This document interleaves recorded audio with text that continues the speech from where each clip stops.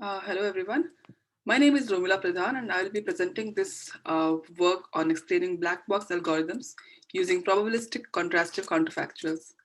This paper is a joint work with Sayam Galhotra and Babak Salimi. Algorithmic decision making is increasingly being used for making consequential decisions in the context of hiring, loan applications, healthcare, and justice, and have been shown to be highly accurate for many of these applications. However, there is growing concern over the transparency of these models since they are often non intuitive and hard to interpret, either because they are highly complex or because of the proprietary nature of their learning algorithms. In order to increase societal acceptance of algorithmic decision making, it is essential to build trust among the different stakeholders of the system. So starting with developers of the system who want to build better models by running model diagnostics and monitoring performance and bias metrics, to practitioners who use off the shelf machine learning models for various tasks, to end users affected by the system's decisions, all the way to businesses that deploy the systems. All of these stakeholders need to be able to trust the system's decisions and they need to ensure that the decisions are justifiable. Imagine a bank that has customers applying for loans. Now, depending upon the customer's characteristics, the bank decides whether or not to grant them loan. Now, keeping up with the times, the bank has switched to automated decision making, where it deploys a state of the art machine learning model to make decisions about users' credibility, to pay off debt in the future, that translates to whether or not a user would be granted a loan. So, all of the stakeholders here need to be able to explain why the system made certain decisions. So, developers of the black box model, they should be able to diagnose and improve it. The bank employee who runs the models and pronounces decisions for loan applicants, they should be able to debug the model and answer why a certain outcome was achieved. The bank's customers, for whom loan decisions are made by the algorithms, they must know reasons behind those decisions. And eventually, the bank that deploys the model, it should be able to generate explanations that are easily understandable, and it should also offer options to improve outcome in the future and correct biased outputs. Not only that, generating explanations is also mandated by law. For example, the European Union's GDPR empowers individuals with the right to demand an explanation of how an AI system made a decision that affects them. There are further laws and bills in place across different countries and jurisdictions that require every organization that uses some form of AI in making decisions to explain how they generate particular outputs. Now, how are such decisions explained? Explaining these decisions is an active area of recent research that can be broadly categorized as being intrinsic explanations that are self explanatory, for example, decision trees, regression models, if else rules that clearly indicate how we reach a certain decision, or post hoc explanations where the models are analyzed after training. For example, substituting a complicated model with a simple interpretable one. These explanations could then be applied to any model, or they could be model specific. In this work, we focus on post hoc explanations that are agnostic to the model details. Existing work in this space includes feature importance approaches that attribute the decisions of an algorithm to its inputs. For example, a popular approach, LIME, generates explanations for a single instance. For example, it could be a bank customer, Maeve, for whom the model produced a negative outcome. So LIME samples perturbed instances around this instance and obtains the model's predictions on these perturbed instances and learns a linear model that approximates the model well in the vicinity of the of the instance to be explained. It then ranks the features in the order of the contribution toward the outcome. Another popular approach is SHAP that uses the game theoretic notion of Shapley values. So let us say we want to compute the contribution of the attribute month. SHAP considers a coalition of attributes. Let us say age and saving in this case. It first computes the probability of outcome when month is included in the coalition and has the observed value. It then replaces month by a random value, and the difference between these two probabilities is the marginal contribution of month toward the prediction. Now, this step is repeated for a coalition and then repeated for all possible coalitions to compute the average marginal contribution of a feature. Then there are rule-based explanations, for example, anchors, which are rules such that for instances on which the rule holds, the prediction is always the same. Counterfactual explanations are another class of explanations that describe the smallest change to the feature value of an instance that changes its prediction to a predefined output. Now, they can also be used in the context of recourse, recommending actions an individual may take to improve their model outcome in the future. However, there are limitations with these approaches. Most of the feature attribution approaches primarily focus on the correlation between the input variables that are sent to the algorithm and the outcome variable. Further, there is no causal interpretation to these explanations. And since they fail to account for the causal interaction between attributes, the perturbations in, say, for example, Lime and SHAP, they're not often translatable to real world interventions. To address these limitations, we revisit the vast and valuable bodies of research in philosophy, psychology, and cognitive science of how people define, generate, select, evaluate, and present explanations. These works have emphasized on the need for explanations to be contrastive and causal. Now, contrastive means that people do not explain events as such, but they explain the cause of an event relative to some other event that did not occur. That is, explanations are of the form why this and not that. And by causal, it means that explanations need to be assignments of causal responsibility. For example, saying that had a certain event been absent, its effects would also have been absent. Now, existing counterfactuals are contrastive, but they're not causal because they do not account for causal relationships. We present Lewis that unifies existing works in explainable AI and generates explanations that, in line with philosophical definitions, are both contrastive and causal. We propose novel explanation scores that are based on probabilistic contrastive counterfactuals that capture the probability of an alternative output had the value of an attribute been something other than the present value. So for users with negative outcomes such as Maeve, it equates to the notion of sufficiency. So for Maeve, for whom the loan is rejected, when let us look at the attribute month. So at month equal to 24, the loan is rejected. Now we want to capture the extent to which month is sufficient for a favorable outcome. For example, changing it to say 36 gets the loan approved, right? So sufficiency addresses the tendency of an attribute to produce the desired algorithmic outcome. Similarly, we also want to capture the extent to which month is necessary for a favorable outcome. So here we have a user with a positive outcome and changing it from 36 to say 24 gets the loan rejected. So these two notions, necessity and sufficiency, have been shown in the theory of causation to be strong criteria for preferred explanatory causes. And based on these notions, we formally define three probabilistic scores for an attribute. For our first score, which is the necessity score, we define over instances in context K, which is a conjunction over attributes. For example, instances where age is 45 and gender is female. So for these instances, where attribute X has value small x, so for example, let us say month is 36, and for whom the model has a positive outcome, so loan is accepted. So on these instances, we define necessity of the attribute month as the probability that the instances would have had a negative outcome, that is to say loan would have been rejected had the value of attribute X been X prime. So instead of, had been X prime instead of X. So instead of 36, if the value of month was 24, the loan would have been rejected. Similarly, we define the sufficiency score as the probability that for instances within the context that had a negative outcome, what is the probability that they would have had a positive outcome had the value of attribute X or month had it been X instead of X prime, right? So instead of 24, if it was 36, what is the probability that the loan would have been accepted?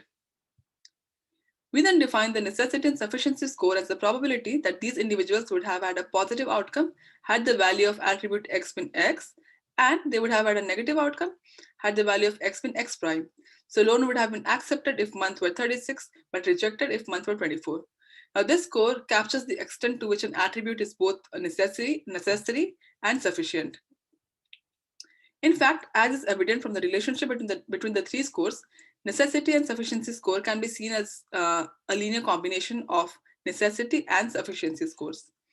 And for binary X, binary attribute, this inequality becomes an equality.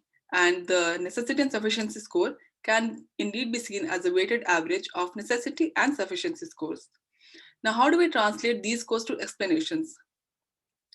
Remember that the scores are defined over a context K, right?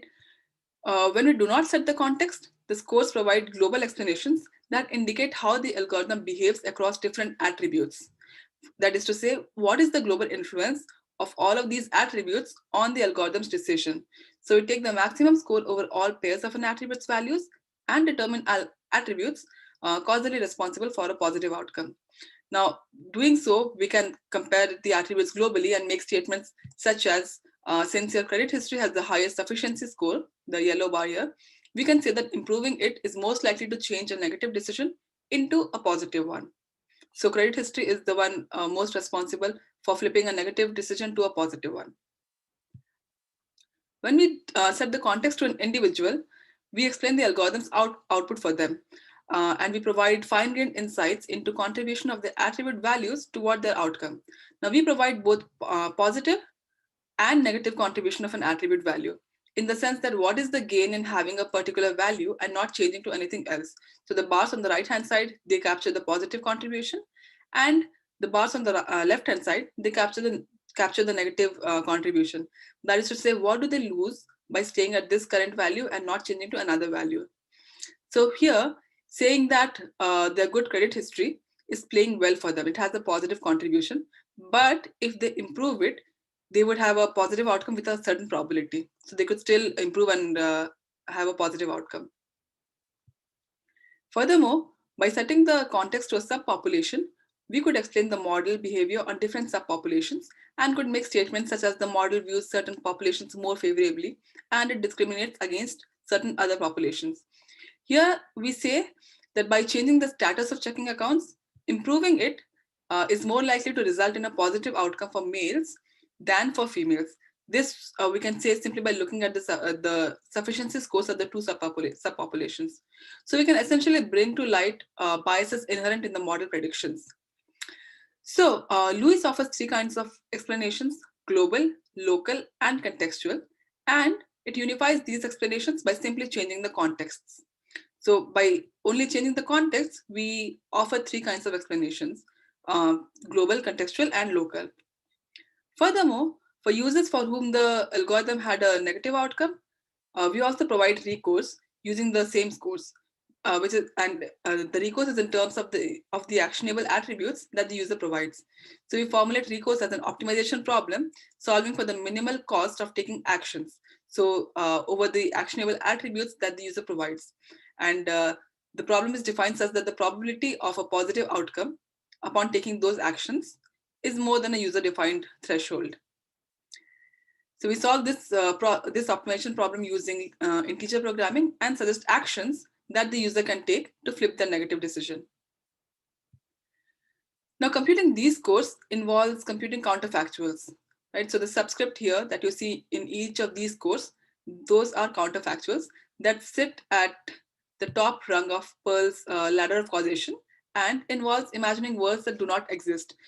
Now, computing counterfactuals involves knowledge of the full structural causal model. That is to say, we need to have the full knowledge of what the values of the unobserved variables are and the functional relationship between all the variables. However, in practice, the structural model is usually not known, but we make assumptions to compute the scores from data. Our first assumption is that we have some background knowledge on the causal graph. At the very least, we know the confounders between the input attributes and the output. This assumption lets us establish bounds on the scores, which are then used to compute recourse in the recourse optimization formulation. Secondly, we assume monotonicity of the algorithm relative to attribute values.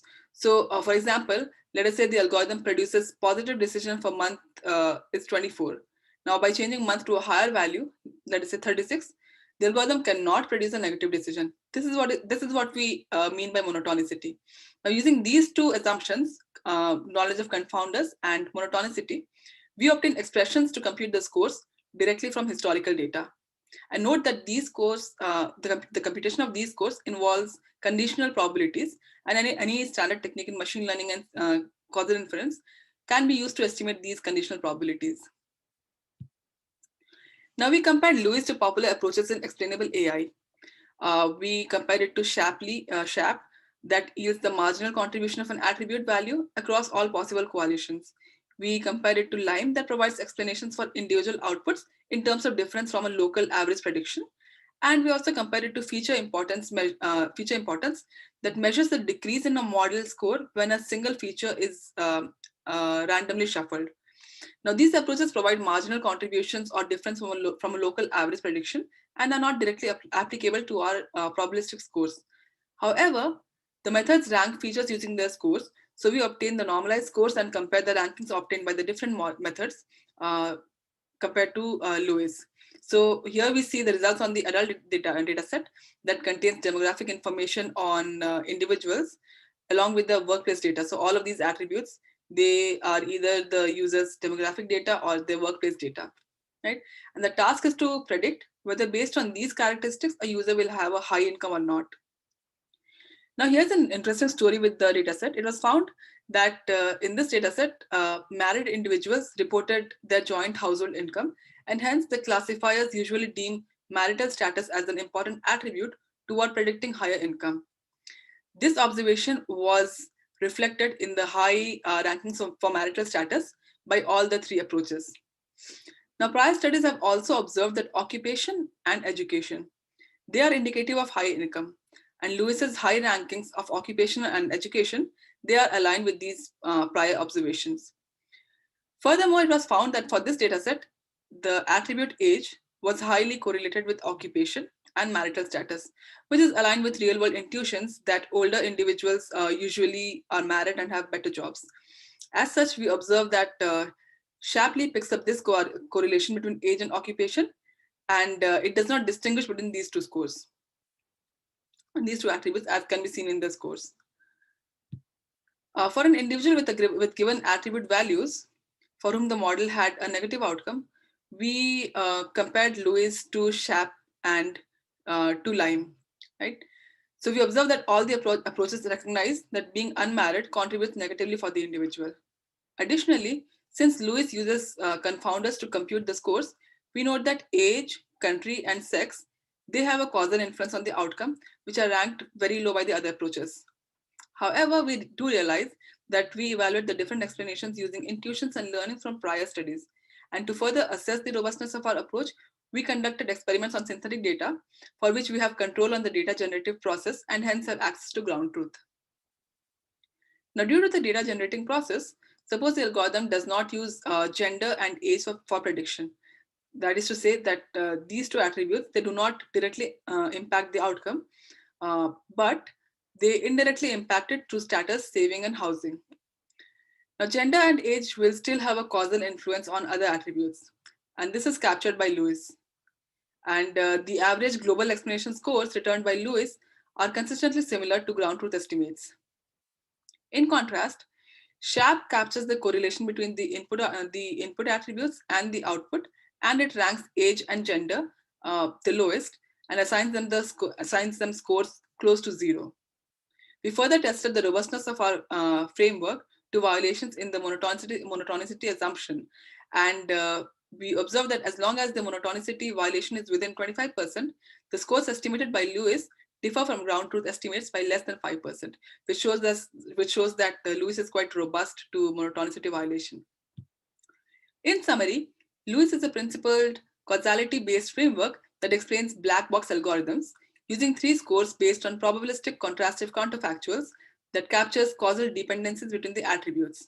The scores are defined over selected contexts, and the beauty of the scores is that by simply changing the contexts, we obtain explanations at different levels of granularity. With this, I would like to conclude the talk and would encourage you to read our paper for more details and reach out to us if you have any questions. Thank you.